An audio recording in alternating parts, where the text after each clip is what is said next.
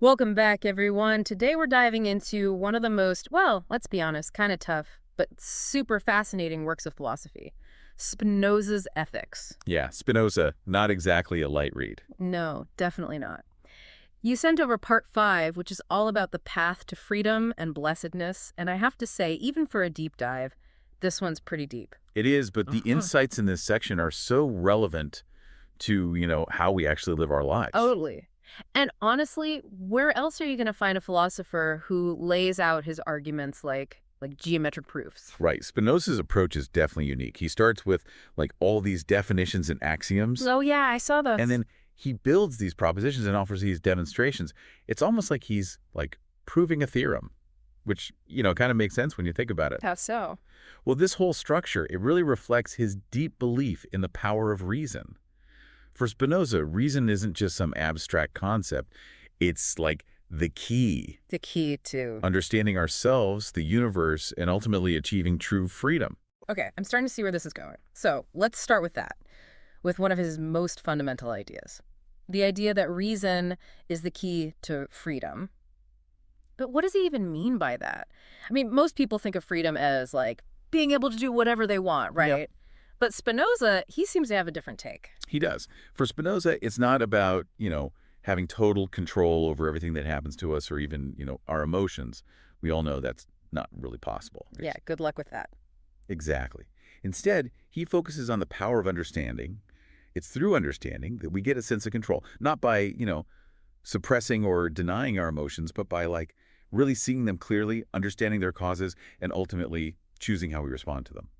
So it's more about like inner freedom than outer freedom. Like I might not be able to control if my flight gets delayed, but I can control how I react to it. Exactly. You got it. Yeah. And that's actually where Spinoza's critique of Descartes comes in. Oh, Descartes. Right. Remember how Descartes was all about that pineal gland being the seat of the soul? Oh yeah, that mystical point of connection between our minds and bodies, right? Yes. Yeah, I remember that from our deep dive on Descartes. It always kind of threw me off a bit, like he's all about reason and logic and then boom, this random gland. Right, exactly. Well, Spinoza wasn't buying it. He saw it as like a gap in Descartes' thinking, a Mhm. reliance on like occult qualities that didn't really fit with his whole emphasis on clear and distinct ideas.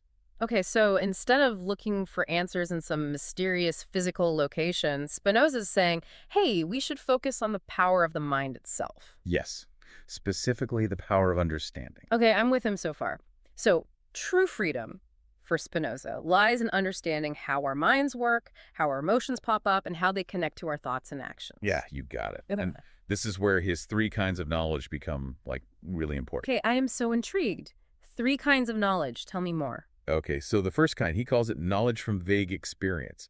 And this is based on what he calls inadequate and confused ideas, things we just kind of pick up randomly. Through our senses. Exactly. Or like stuff we hear from other people but never really question. It's like having all these puzzle pieces but no idea what the picture is supposed to be. Ooh, that's a good analogy. I like that.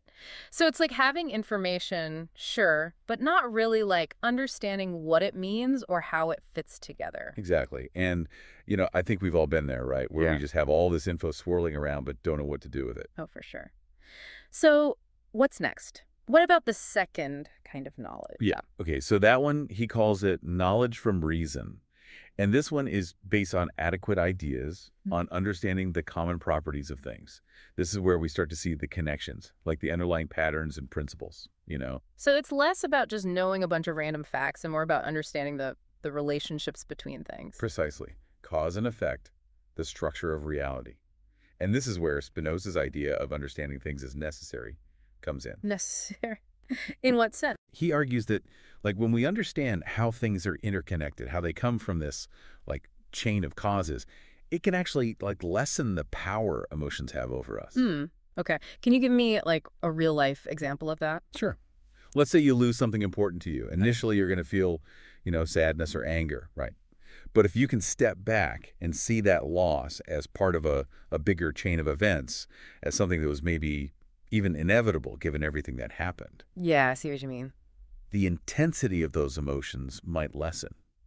That makes a lot of sense. It's not about denying the pain, but like you're saying, understanding it in a bigger context. Exactly. And that shift in perspective, it can be super liberating. It lets us detach from that, immediate intensity of our emotions and respond in a more, measured, thoughtful way. I like it.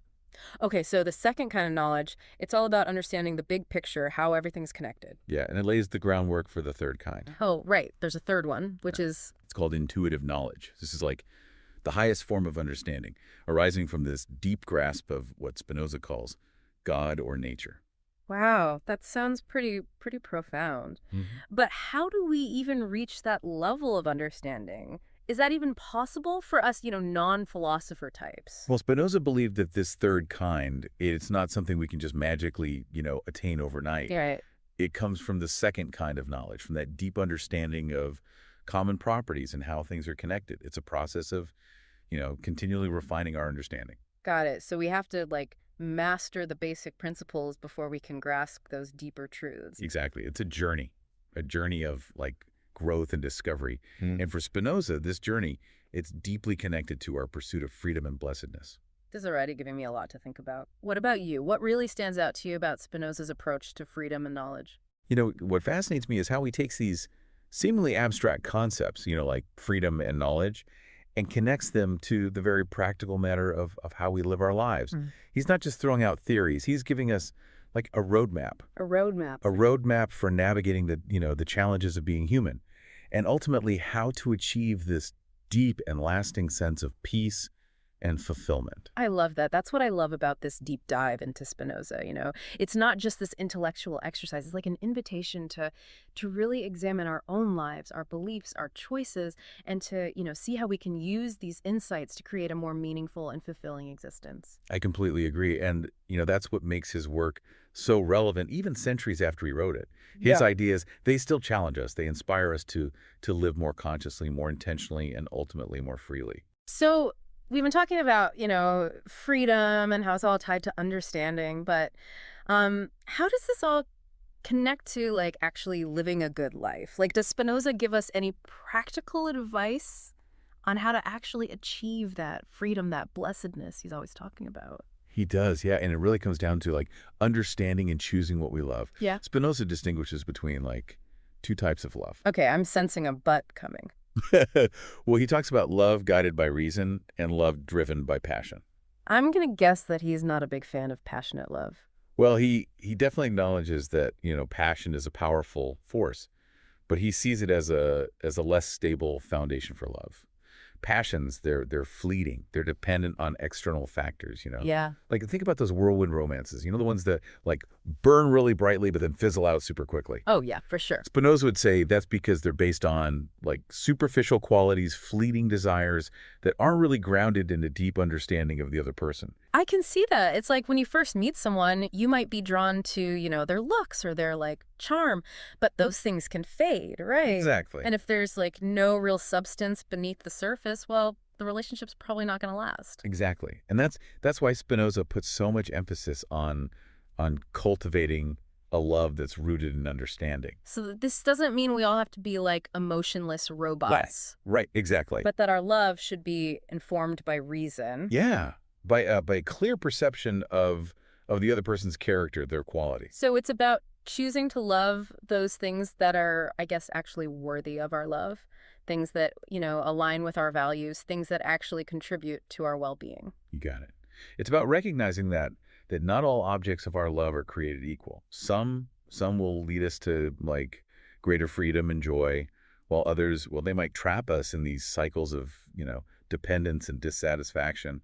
This makes me think about all the different ways we try to find happiness, right? We chase after money, fame, possessions, relationships. Okay. We think they'll fill this void inside us.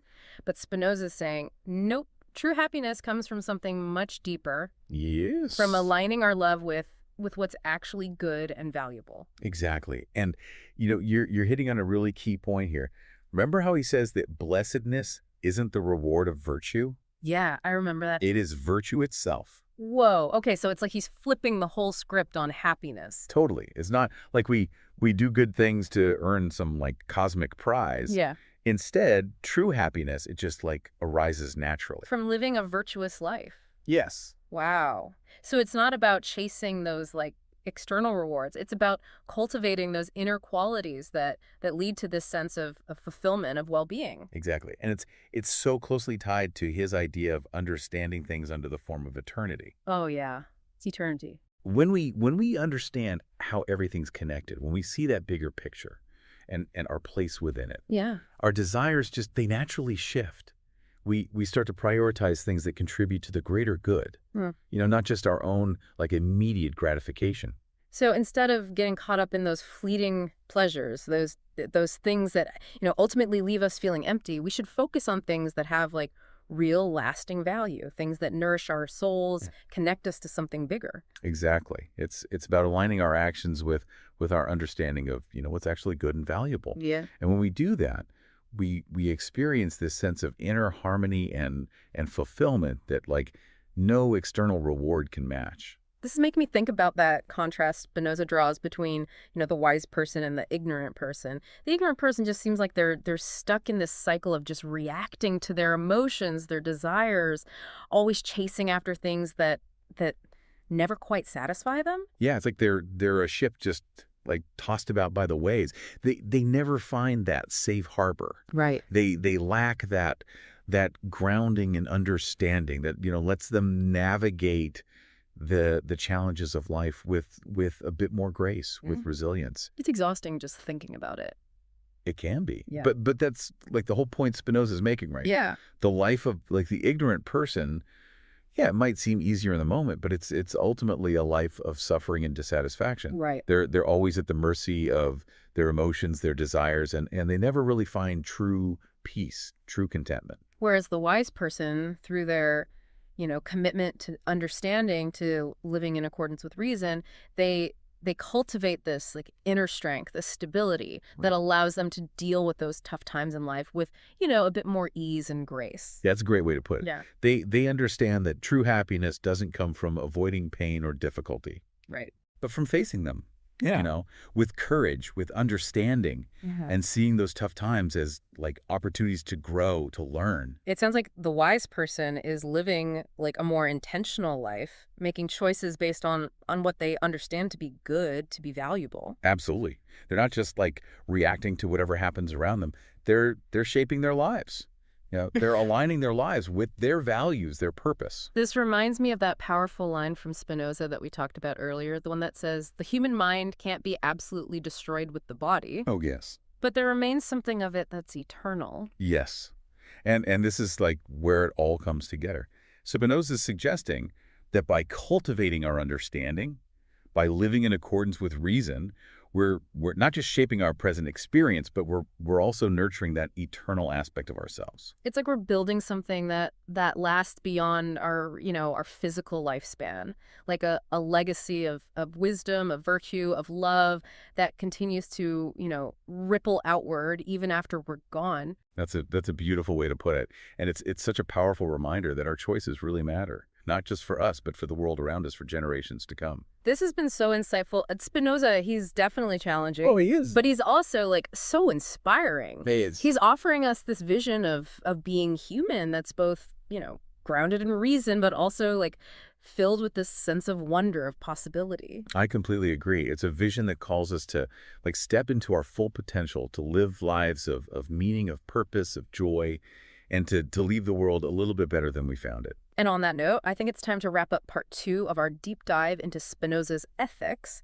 We still have more to unpack, so stay tuned for part 3, where we'll explore how Spinoza's ideas about eternity, blessedness, and the wise person all weave together to paint this really compelling picture of a fulfilling life. Okay, so ready to wrap up our deep dive into Spinoza's ethics. We've covered so much, like from the power of reason to understanding these different kinds of knowledge, and even, choosing what we love wisely. It's been quite a journey. It has, but now I'm really curious, like, how does all of this come together in Spinoza's, vision of the good life? What does he see as the ultimate goal of being human? Well, we've touched on it a bit with this idea of blessedness, but it goes even deeper. For Spinoza, that ultimate goal, it's to achieve this state of true freedom, this lasting joy. And he calls it blessedness. And this blessedness, like we've been saying, it's not some kind of external reward. It's not, some fleeting feeling. It's this inner state of being that comes from living in accordance with reason, with understanding. So it's not about like achieving some specific outcome or, getting more stuff. It's about cultivating a certain way of being in the world. Exactly. It's about aligning our thoughts, our emotions, our actions with the underlying order of the universe, with what Spinoza calls God or nature. Hmm.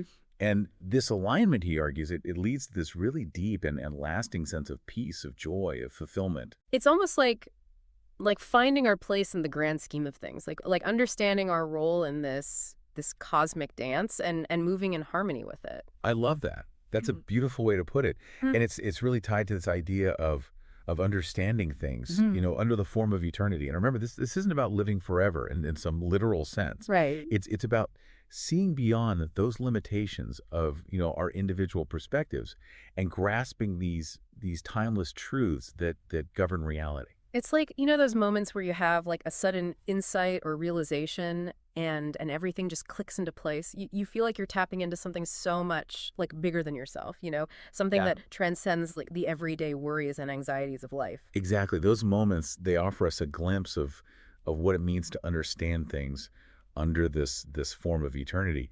And for Spinoza, like cultivating this kind of understanding, it's essential if we want to achieve that true freedom, that blessedness. But he also says this is a challenging path, right? He does. He contrasts the wise person with, the ignorant person. And it seems like the ignorant person's life is a lot easier, at least, at first. It's true. The path of ignorance, it might seem, more appealing at first. Yeah. The ignorant person, they live this life of instant gratification, you know. They're chasing after all those fleeting pleasures. They're reacting impulsively to whatever life throws at them. It's like they're a leaf just like blown about by the wind, never really in control of their own destiny. It's exhausting just thinking about it. It can be, but that's precisely the point Spinoza's making. While that life might seem easier in the moment, it's ultimately a life of suffering, a life of dissatisfaction. Right, right. They're constantly at the mercy of, their emotions, their desires. They never really find peace, true contentment. Whereas a wise person, through their commitment to understanding, to living in accordance with reason, they cultivate this inner strength, this stability that lets them, go through the tough times in life with more ease, more grace. Exactly. Yeah. They're not immune to challenges, to setbacks, Right. but they have the tools to navigate them with wisdom, with resilience. They understand that true happiness doesn't come from just avoiding pain, avoiding difficulty. It comes from facing those things Wow. with courage, with understanding, seeing those tough times as opportunities to grow, to learn. So the wise person's living a much more intentional life. Like they're making choices based on what they know is good, is valuable. Absolutely. Yeah. They're not just reacting to whatever's happening around them. Yeah. They're actively, shaping their lives. They're aligning their lives with their values, with their purpose. And this all circles back to that powerful statement from Spinoza we talked about earlier. The one that says, the human mind cannot be absolutely destroyed with the body, Yes. but there remains of it something which is eternal. Exactly. This is where it all comes together. Spinoza is suggesting that by cultivating our understanding, by living in accordance with with reason, we're not just shaping our present experience, we're also nurturing that eternal aspect of ourselves. It's almost like we're building a legacy that goes beyond our physical lifespan, a legacy of wisdom, of virtue, of love that continues on, that ripples outward even after we're gone. That's a beautiful way to think about it, and it's a really powerful reminder that our choices, they matter. They matter not just for us, but for the world around us, for generations to come. Hmm. This whole deep dive has been so thought-provoking. Spinoza, he's tough, but he's also incredibly inspiring. He offers us this vision of what it means to be human that's both grounded in reason, but also filled with this sense of wonder, this sense of possibility. I couldn't agree more. It's a vision that calls on us to really step into our full potential, to live lives of meaning, of purpose, of joy, Yeah. and to leave the world, just a little bit better than we found it. And on that note, I think it's time to wrap up our exploration of Spinoza's ethics. I hope this deep dive has sparked your curiosity and inspired you to maybe even explore his ideas a bit more on your own. Remember, this path to freedom, to blessedness, it's a journey. It's not a destination. It's about, making those conscious choices every single day to align our lives with what's truly good, what's truly valuable. And as we always say, happy reading.